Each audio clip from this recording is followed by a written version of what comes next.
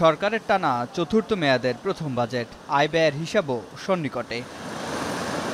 ইতোমধ্যে বার্ষিক উন্নয়ন কর্মসূচি অনুমোদন হয়। জাতীয় অর্থনৈতিক পরিষদ ২০২৪-২৫ অর্থবছরের জন্য এডিপিতে বরাদ্দ রেখেছে ২,৬৫,০০০ কোটি টাকা, যেটি গত অর্থবছরের তুলনায় মাত্র ২,০০০ কোটি টাকা বেশি। গরম গরম রুটি, সাথে সুজির হালুয়া, দুর্দান্ত জুটি। তবে জুটি জমাতে চাই তীর আটা ময়দার সুজি, কারণ তীর ছাড়া আমার চলেই না।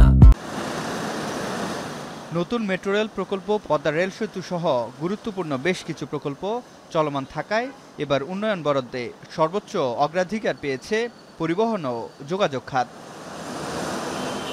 দ্বিতীয় সর্বোচ্চ বরাদ্দ রাখা হয়েছে বিদ্যুৎ ও জ্বালানি খাতে, যেটি মোট বরাদ্দের ১৫%। শিক্ষা খাত রয়েছে এবার তৃতীয়তে। গত বছরের তুলনায় উন্নয়ন বাজেট বেড়েছে গৃহায়ন ও স্বাস্থ্য খাতে। ২০২৩-২৪ অর্থবছরের তুলনায় এডিপিতে বরাদ্দ সবচেয়ে বেশি কমেছে স্থানীয় সরকার ও পল্লী উন্নয়ন খাতে, কমেছে কৃষি, পরিবেশ, জলবায়ু ও পানি সম্পদে।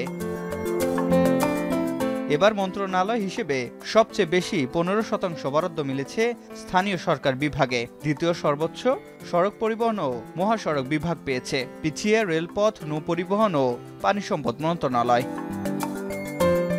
তবে পরিচালন ও উন্নয়ন ব্যয়ের সমষ্টিতে চলমান ২০২৩-২৪ অর্থবছরে এগিয়ে জনপ্রশাসন খাত।